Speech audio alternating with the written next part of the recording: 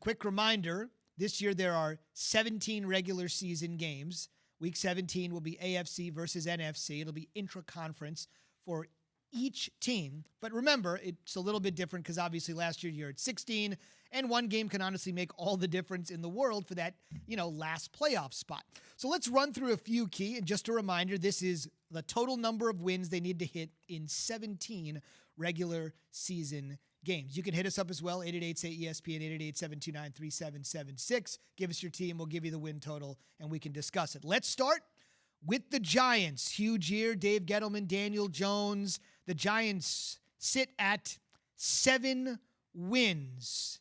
Can they hit it? I think they could hit it. I think they're over that. I think they can.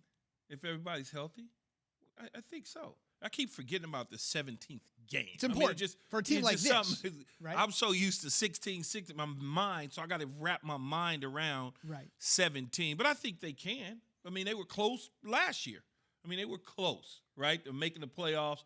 They were depending on Philadelphia to help them. Philly didn't help them, so they missed the playoffs. But I think they can get over 7 games. It's time for Straight Talk, brought to you by Straight Talk Wireless. Straight to the NFC North. Now, this is an interesting team. The Bears snuck in last year with 8 on the nose, but that was 8-8. This would be 8-9, or perhaps it's 9-8. 7.5 with everything riding on general manager Ryan Pace. 7.5, you said? 7.5. I think they can get over 7.5. They could be 8-9 yeah, and miss the playoffs and hit the number. I think they can win 9 games. I really honestly do. If you think about this team, they were doing pretty well at the start of the season. Even though they were clunking alone, they were winning games with Mitch Trubisky. Then all of a sudden, Nick Foles came in. They won a couple games, and it went south. And then they had to go back to Trubisky, which basically backdoored them into the playoffs. And I think when you look at Andy Dalton got better the second time around with the Cowboys. He got a little bit better. The Cowboys as a team didn't get better, but you could certainly see where he kind of started to feel comfortable as a starting quarterback for the Cowboys at that point in time at the end of last season. So from the outset, he's the number one guy in Chicago. And let's face it, Andy Dalton wasn't god-awful in Cincinnati. He wasn't just so bad. It got pretty bad toward the end from a team aspect. A.J. Green was in and out of the lineup. His main target, the tight end, I can't think of his name off the top of my head, was in and out of the lineup. They was just a different offense. And so when you look at that, you got to go, Hugh Jackson was gone. He wasn't the coordinator anymore. So it was different for him. But I think this time around in Chicago, starting out the gate, he should be a much better quarterback than he was with the Cowboys last year. So if the Bears don't hit 7.5, you're saying it's time to clean house. The cleaning house that was supposed to happen last year. Even if they hit over 7.5, it might still be time for cleaning.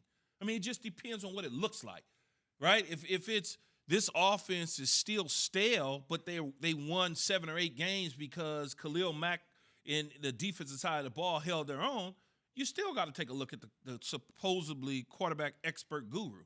Let's talk about the Saints. If they hit their over total of 9.5, what happens? The only reason I ask that is it's a little strange to see a Sean Payton team not at double-digit wins. We did mention it's been almost, a decade plus since that great moment. I'm not taking anything away from what they did for Katrina, winning the Super Bowl, bringing those fans a lifetime of joy. But Drew Brees is gone. You got a couple QBs that are both in many ways to a degree unproven, especially in their locale. If the Saints hit 9.5, still possibility of trouble? No, they're over. They're over the 9.5, and it wouldn't be trouble even if they didn't.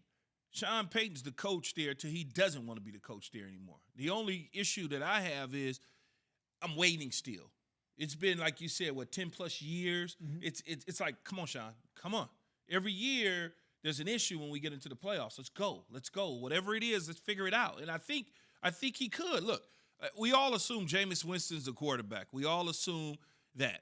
Jameis Winston has had some bright spots in this league at the quarterback position. The guy did throw for 5,000 yards. I don't give a damn what nobody say, okay? Just because he threw the 30 interceptions, you discount those 30 interceptions and bring it down. Let's call it 20 interceptions because some of the routes were run bad, some of the balls tipped off other people's hands, whatever the case may be, Hail Marys, whatever it was, caused those numbers to rise.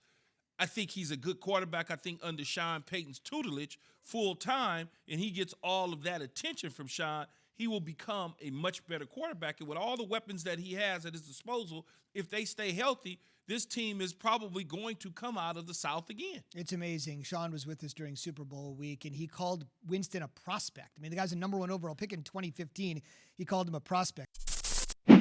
Thanks for watching ESPN on YouTube. For live streaming sports and premium content, subscribe to ESPN Plus right now.